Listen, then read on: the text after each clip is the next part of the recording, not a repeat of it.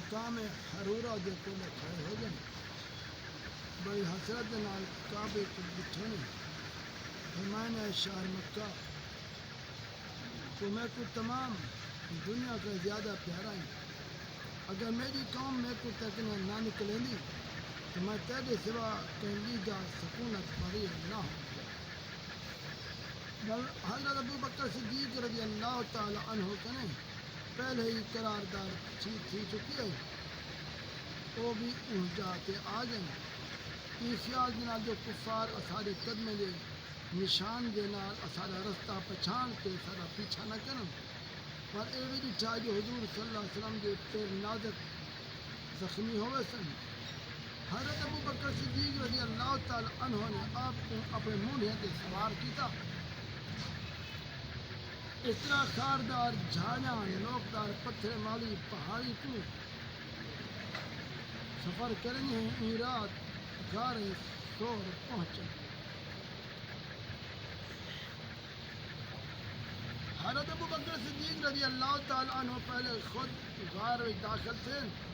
اچھی طرح غار کی صفائی کی تھی اور اپنے کپڑے کو پھاڑ کے غار کے سارے سوراخوں کو بند کیتا، پر حضور اکرم صلی اللہ تعالیٰ علیہ وسلم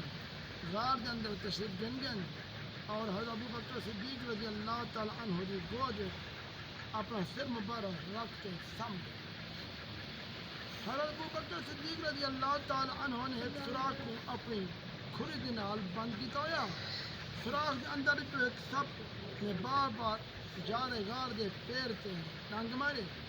مگر صدیق جان نثار نے ان خیال کے نال پیر نہیں ہٹایا جو رحمت عالم دے خواب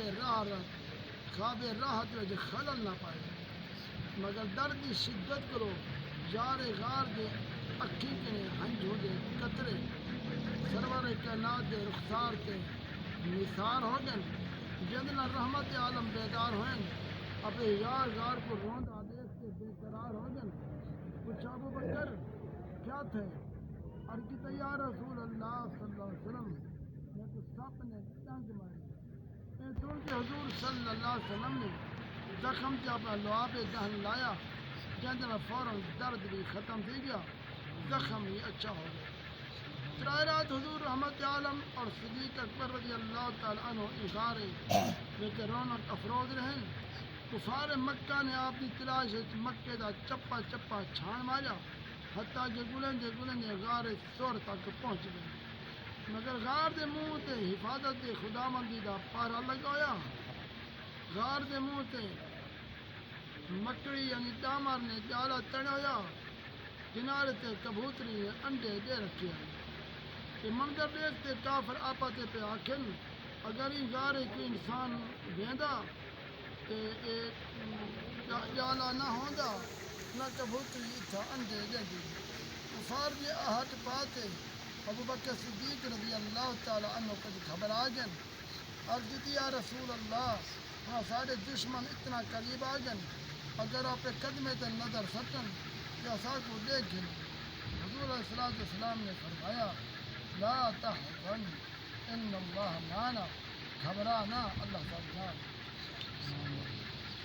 مل حضرت ابو بکر صدیق رضی اللہ تعالیٰ عنہ کے سکینت اتری اللہ کی طرفوں بالکل مطمئن بے خوف ہو گئے۔ چوتھے دن یکم ربیع الاول سوار دے دن حضور علیہ السلام غار کے بحر تشریف گنن اور مدینہ پاک روانہ ہو گئے۔ غار سور دے واقعے کو قرآن مجید نے انہیں لفظ نام یاد کیا، إلا تنصروه فقد نصره الله إذ أخرجه الذين كفروا ثاني اثنين إذ هما في الغار إذ يقول لصاحبه لا تحزن إن الله معنا فأنزل الله سكينته عليه وأيده بجنود لم تروها وجعل كلمة الذين كفروا السفلى وكلمة الله هي العليا والله عزيز حكيم۔ اگر تو سنو میرے محبوب مدد نہ کرو تو بے شک اللہ نے ان کی مدد فرمائی ہے جب کافریں دی شرارت دے نال انہیں کو پیر تشریف آنا پائے سرور جان دے نال جب انہیں غار رچن جب اپنے یار کو فرمیندے ہیں غم نہ کھا بے شک اللہ سارے نال ہے تو اللہ کریم نے انہیں تے اپنا سکینہ اتارے اور انہیں فوجی نے انہیں کی مدد کی تھی تو تسان نہیں بچھا کافرین کی گال تلے ڈھائی گئی اللہ دا بول بالا تھے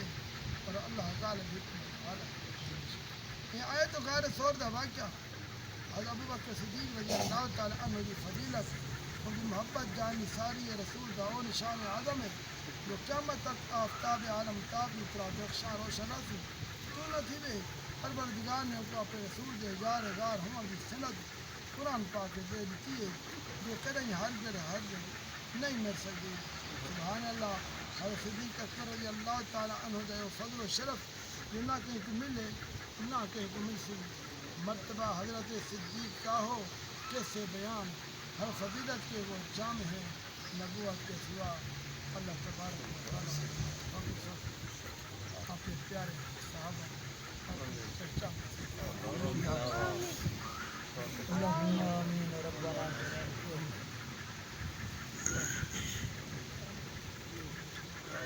یا رب العالمین